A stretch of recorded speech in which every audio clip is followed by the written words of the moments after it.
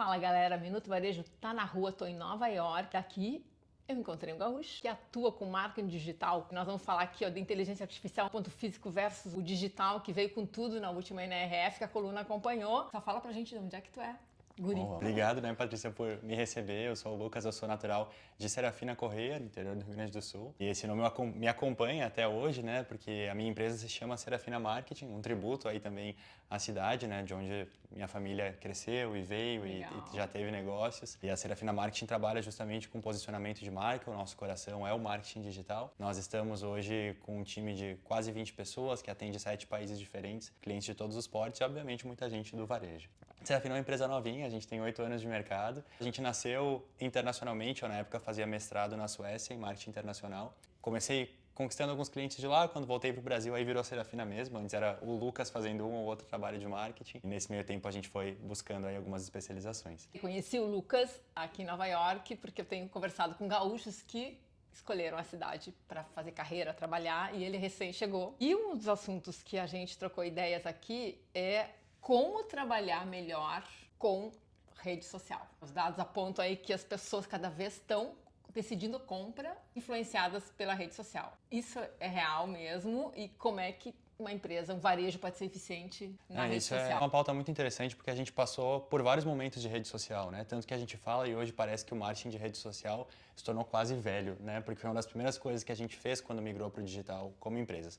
Mas o que acontece, Nesses vários atos que a gente teve, a gente chegou num momento onde as empresas ficaram um pouco menos confiáveis, porque elas tinham uma imagem muito formatada, era aquele Instagram muito perfeito, aqueles vídeos de estúdio, e onde os influenciadores ganharam voz, onde a gente começou a ter os reviews e o UGC, que era o conteúdo criado pelo usuário, ganhando mais força. E agora a gente chega num momento que tudo isso se mistura, porque a gente tem tantos canais onde as pessoas estão produzindo reviews, mas muitos são patrocinados e daí nem tudo é confiável. Daí a gente tem as empresas fazendo uma dosagem muito grande de conteúdo e utilizando IA, e daí a gente começa a se questionar o que vale a pena, o que não vale. A gente continua tendo as redes sociais como uma forma de fixar a marca, de a gente tentar conquistar o nosso espaço, mas cada vez mais a gente tem o consumidor, e aí quando a gente se bota no papel de consumidor, a gente sabe disso, rejeitando um pouco o que vem em rede social, descredibilizando um pouco o que chega por lá, toda uma discussão hoje polêmica do que é verdade, o que não é, o que é IA, o que são filtros. Existe uma certa descrença no que a rede social traz, e as marcas ficam um pouco na contramão disso, O que eu trago de pautas, o que eu deixo de lado. É realmente um dos dilemas que vem por aí, O que a gente faz com esses canais. E como é que uma marca, um varejo lá, e aí a gente pode pensar, tem o grande varejo e tem o pequeno, o médio, como é que ele resolve isso? Onde que tem que realmente acertar para que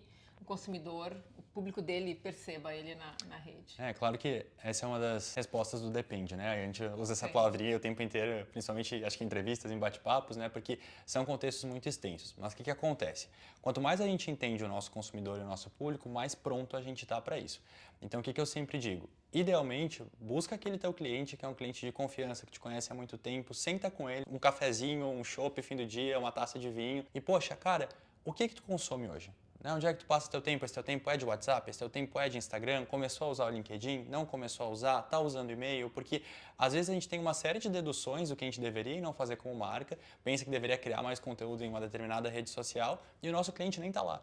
Às vezes a gente tem o nosso cliente para dizer isso, a gente pode fazer um grupo, um estudo e entender isso um pouco mais. A gente hoje tem ajudado clientes a entenderem se, às vezes, o LinkedIn é o canal que vai ter mais credibilidade para eles, se daqui a pouco eles não têm que postar mais a verdade no Instagram, mais o dia a dia mesmo que está acontecendo, em vez de fazer tanta coisa em estúdio. A gente tem marcas de moda criando um conteúdo muito mais caseiro, porque isso performa melhor para elas, tudo isso parte do consumidor. O nosso papel tem sido muito mais ligar a marca com o público dela e entender como o digital pode ser o canal para isso, porque é um canal muito barato para isso, ou a gente senta e conversa e entende o que já foi feito, busca histórico para entender, porque é uma discussão onde a resposta vem do público, Esse depende vem daquele cara que está do outro lado, que compra. Às vezes a gente é essa pessoa para as marcas, Então é uma discussão que não termina só no departamento de marketing, mas ela vai para a rua. Aquela história do impulsionar na rede social para te entregar mais alcance, tem que gastar mais, é isso mesmo? Sim e não. O modelo das redes sociais, de um lado, compra a nossa atenção e o nosso tempo, E do outro lado, a gente tem as empresas apostando aí, colocando dinheiro no impulsionamento. Se tornou mais caro porque mais empresas estão investindo, então sim, é mais caro e a gente precisa muito do patrocinado para chegar num público novo. Mas também tem um fator que a gente esquece, que as pessoas estão passando menos tempo nas redes sociais, no sentido de olhar de verdade o que elas estão fazendo. Que é muita coisa passando. É muita coisa. A gente passa muito tempo online? Sim, mas quanto desse tempo a gente está quase olhando para a tela, né? Então a gente abre o WhatsApp enquanto está vendo TV, a gente abre o Instagram só porque está numa espera, nem está vendo, está rolando, ele nem sabe o que está acontecendo. O impulsionar, ele é muito para a gente ter uma fixação maior e a gente conseguir chegar para um público novo. Então sim, eu acredito que hoje a gente tem que ter o tráfego pago, né, para poder combinar com o orgânico. Não é como se ele fosse a única saída, mas ele é uma saída mais inteligente para a gente ter alcance e, claro, é o modelo de negócio das redes sociais. Então elas vão eventualmente levar a gente a pagar, porque alguém tem que pagar por essa conta, né? Vou trazer para cá também um tema que foi mega sensível e dominou a última NRF aqui em Nova York, que é a IA. Artificial Intelligence. Como usar resultado e como começar, que é outro tema também que veio com força aqui, porque muitas empresas ainda não entraram ou estão querendo descobrir como entrar. Ou estão usando errado. Eu ouvi uma frase há pouco tempo, todos nós estamos criando conteúdo por IA, mas ninguém quer ler um conteúdo feito por IA. As marcas às vezes automatizam processos, usam a IA a favor delas, mas esquecem de colocar a essência, esquecem de anexar documentos que mostram qual é a comunicação daquela marca, qual a base, né? Muita gente entrando aí no chat GPT, cria 10 posts para mim sobre a minha nova coleção de inverno que tem produtos A, B e C. E é claro que nesse caso o output disso vai ser algo genérico, porque a entrada foi algo genérico. A IA ela é muito boa, ela ajuda a gente a desenrolar as coisas, mas a gente tem que saber o que coloca.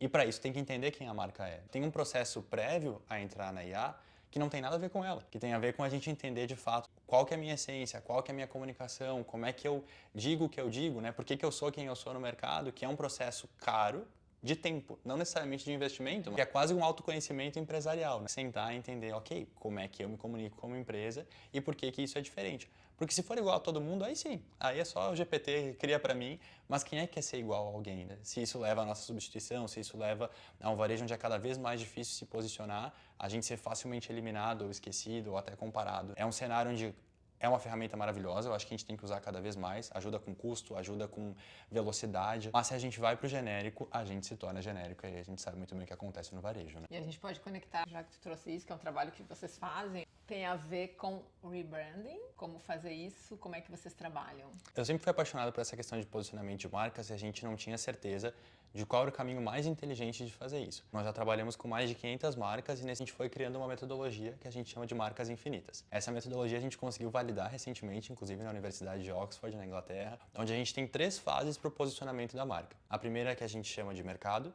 a segunda de imagem e a terceira de ação. Nessa avaliação que a gente faz junto com a empresa, nesse diagnóstico, a gente entende quem ela é, o que ela transmite de fato e onde que ocorre esse match, né, onde essa energia acontece com o cliente para despertar esse infinito, né? Porque a gente quer realmente uma marca em expansão, a gente quer uma marca que seja duradoura. Nessa pesquisa a gente entende qual é a principal força dessa empresa e como a gente pode atrelar essa força a uma emoção do público. Porque ao contrário de tudo que é passageiro, os sentimentos nunca terminam. E nesses mercados tão malucos que a gente está, onde entram e saem tantos players, se a gente tem uma emoção para se fixar, a gente pelo menos tem a certeza de que algo não vai mudar nesse posicionamento. A gente tem ajudado empresas bastante antigas a se reinventarem, mas também muita empresa nova, né, que quer entrar no mercado e entrar do jeito certo. Então tem um pouco de branding e a gente vai jogando conforme o mercado precisa, né? E para acessar essa metodologia tem que ser com vocês ou ela está disponível? A gente produz bastante conteúdo no próprio site da Serafina, que é serafinamkt.com e nas nossas redes sociais. A gente promove alguns cursos gratuitos para poder justamente incentivar, né, que não seja uma barreira para isso, mas para ser algo customizado mesmo, a gente tem soluções sob medidas, é quase um trabalho de alfaiate, né? A gente entende um pouquinho do cenário para poder jogar junto com a empresa. Mercado. Já que a gente está em Nova York, a gente estava conversando também sobre alguns movimentos que a gente vê aqui da volta do offline, né? Que o pessoal usa muito online, offline, porque é aquilo que não é o digital. No varejo, você ter revista, ter, né, folheto, e eu acho que inclusive encarte. Vi aqui no New York Times a Macy's fazendo encarte de campanhas. Estava de lado por bastante tempo. Exatamente. Né? O que é esse movimento e por que ele acontece agora? A gente tem visto o offline como uma forma de acessar as pessoas com uma atenção um pouco maior. A Chanel lançou uma campanha impressa, né, do tentar pegar essa pessoa no momento onde ela não está sendo interrompida por notificações, onde a conversa está um pouco mais fluida e ela conseguiu de fato olhar e reter um pouco mais aquela marca. Se vai ser algo permanente ou não, eu não sei, né, Patrícia? Acho que a gente vai entender ainda um pouquinho o que o mercado vai fazer com a gente. Mas sim, existe essa busca pelo offline, existe muita volta de mídia impressa, que é algo que a gente não via, que 2020 aposentou aí da nossa vida e agora parece estar voltando um pouquinho. E com certeza com alguns desafios aí para a gente entender onde é que vai o orçamento de mercado, né? Se a gente vai colocar o nosso orçamento em uma campanha de Google que pode chegar para milhares de pessoas ou daqui a pouco para menos pessoas, mas que vão parar e ler talvez, do que eu esteja falando. Isso está acontecendo no Brasil? A gente já acompanha um pouco desse movimento. Foi um ano onde a gente já começou vendo um pouco de inserção de Buzzdoor, um anúncio aí atrás dos ônibus que dizem que o pessoal aí não está no celular quando está dirigindo. Eu espero que não esteja mesmo. Mas também algumas outras parcerias que vão um pouquinho aí para offline, que tentam trazer revista, que tentam trazer materiais que antes a gente não via tanto, mas que agora estão sendo distribuídos e que de fato a gente tem um pouco mais de atenção. Acho que o varejo está se desafiando e tentando se reinventar em outras oportunidades. O retail mídia, que é um caminho para o varejo que quer ter uma receita com isso? Sim e não, né? Eu acho que depende do que a gente quer que aconteça dentro do nosso ambiente de loja. A gente teve recentemente uma experiência com companhias aéreas na Europa, né? Que anunciavam muito dentro dos seus voos. E elas sofreram uma rejeição porque quem voava com a companhia dizia, poxa, eu não queria estar sendo interrompido por um anúncio, né? Eu não queria estar olhando para minha mesinha por 2, 3 horas e ter algo ali estampado. Existe sim um caminho para a retail media reforçar a própria marca, mas será que realmente a pessoa que decidiu entrar numa loja física, num mundo de lojas online, quer estar com uma tela na frente dela, quer estar com tanta coisa acontecendo? Depende um pouco da experiência que a gente quer dentro da loja, mas claro, às vezes é uma saída bastante inteligente, principalmente se for um público mais jovem que quer a tela. Mas tem custo, porque a gente viu a história do metaverso há uns 2, 3 anos, inclusive aqui na NRF, acabou não emplacando muito, acho que pelo custo, né? Eu esperava, assim, principalmente em Nova York, ver um pouco mais desses óculos de realidade aumentada. É difícil a gente ter certeza do quanto as coisas vão continuar emplacando, porque existe sempre um componente que não é tão previsível, que é o comportamento humano, né? Às vezes a gente tem tudo para seguir aquela linha e a própria IA diz que a gente vai para lá, mas na prática a gente dá uma desviada de rota. E pra gente encaminhando o nosso papo aqui pro final, vocês estão em Nova York, o que vai acontecer daqui pra frente com a Serafina